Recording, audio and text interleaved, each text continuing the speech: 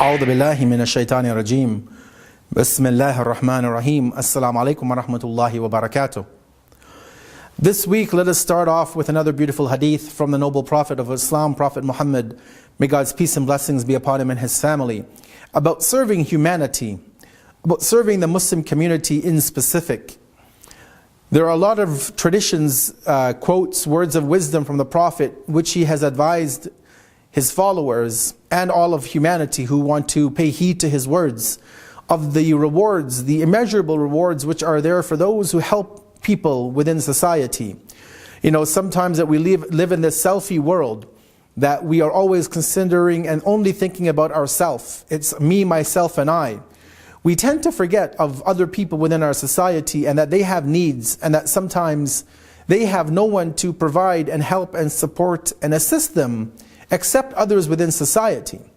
And so the Prophet of Islam shows us in this tradition that we want to reflect upon today, the need for each and every one of us to consider other human beings, especially the Muslim community, and to ensure that we act as servants for all of society. Even if we are the greatest of leaders in the social sphere, we should become the greatest of servants in the sphere of our personal day-to-day lives and our connection and interaction with other human beings.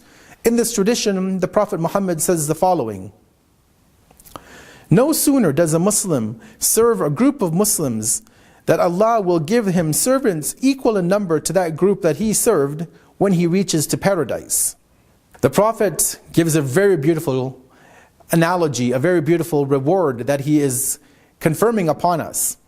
That were we to serve a group of Muslims, let's say for example we have a religious institution in our local community and we volunteer in some aspect of community service work, and let's just say as an example, in that congregation we help 500 people directly or indirectly.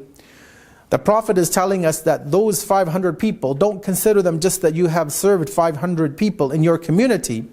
Rather, he says that Allah will grant you that same number of servants in paradise when you make it to the pearly gates of heaven.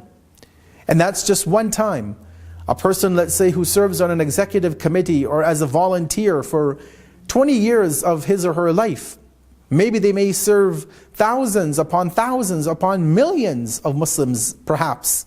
The Prophet says that don't just consider that you've only served a few thousand people on earth, fellow believing brothers and sisters, people of your religion. No, he says that consider that that is how many servants you will be granted in paradise. So we see the rewards are tremendous. This is just one example in the traditions that we have of the rewards for serving humanity, for helping humanity, more specifically here in this particular thread, helping a fellow Muslim believer. Obviously there are traditions which we may look at in the future about helping humanity on a whole, irrespective of their religion or lack thereof. But today we just want to focus on the rewards of helping the Muslim community. And obviously many of us live within communities. We have, even if there are two other people within your vicinity who are fellow believers, start by helping them. If you live in a larger community of 100, 200, 500 community members, do our best to work for the betterment of all of those individuals. And you'll see the rewards will pay off, not only in the world to come, but also in this world, this temporal world, in the here and now. So as we continue in this next week, as we launch this new week, let us do our best to pledge to ourselves and pledge to our Creator, God, to Allah, that we can do our best to be servants of humanity, to be servants of the Muslim community, and to help one another out in the best ways possible. Wassalamu alaikum wa rahmatullahi wa barakatuh.